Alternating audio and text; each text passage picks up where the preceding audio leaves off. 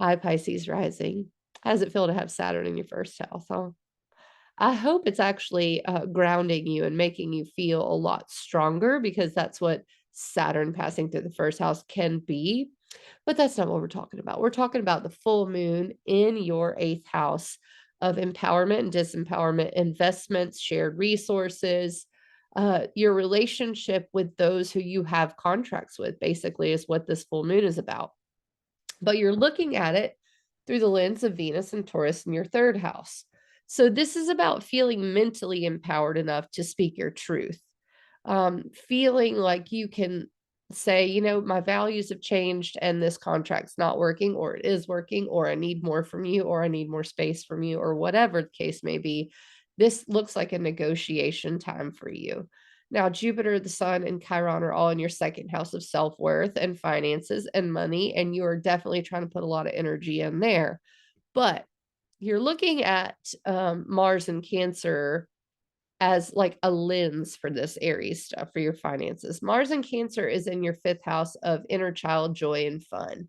And that's really what you want to be doing right now, is having fun, letting loose, being in your romantic space and your creative space. And I think that's important for you and for your finances. So I think that's a good thing. It is definitely a nurturing an inner child time as well.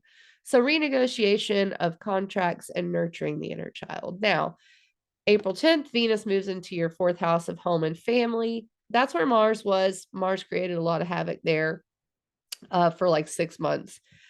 So when Venus moves in there, it brings some balance, and that's really nice. However, it will square Saturn in your first house of identity and self first. And you're really working on that part of your life, who you are, how you appear to people.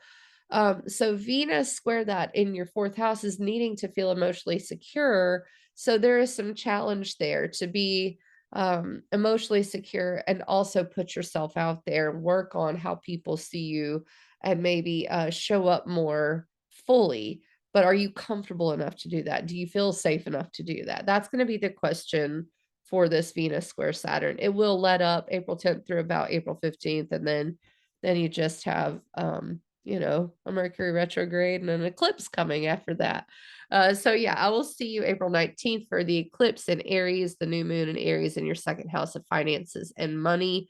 And that will be another big deal to talk about in a couple weeks. Catch you on the flip side.